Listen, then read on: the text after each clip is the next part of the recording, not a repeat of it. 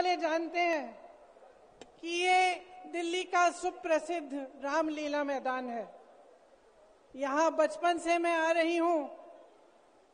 हर साल दशहरे के दिन यहाँ इसी मैदान में रावण के पुतले का दहन होता है।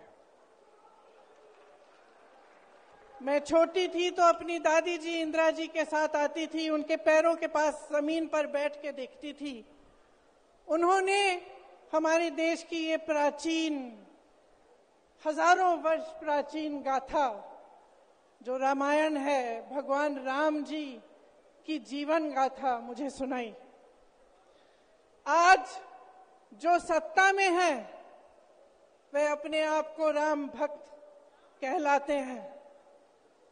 इसीलिए यहाँ बैठे हुए मेरे मन में ये बात आई कि उनको इस संदर्भ में कुछ कहना चाहिए। मुझे लगता है कि वे कर्मकांड में उलझ गए हैं। मुझे लगता है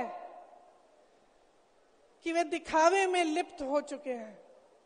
इसीलिए मैं आज यहाँ खड़े होकर उन्हें याद दिलाना चाहती हूँ कि वो हजारों वर्ष पुरानी गाथा क्या थी और उसका संदेश क्या था।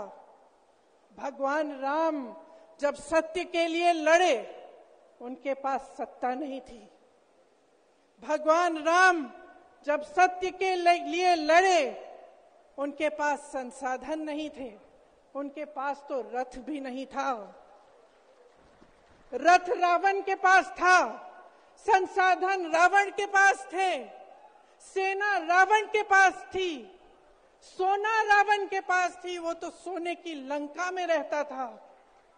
भगवान राम के पास सत्य था, आशा थी, आस्था थी, प्रेम था, परोपकार था, विनय था, धीरज था, साहस था और भगवान राम के पास सत्य था।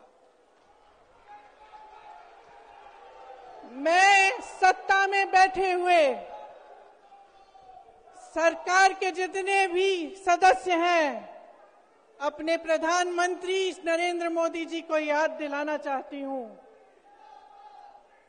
कि इस जीवन राम भगवान के जीवन गाथा का क्या संदेश था।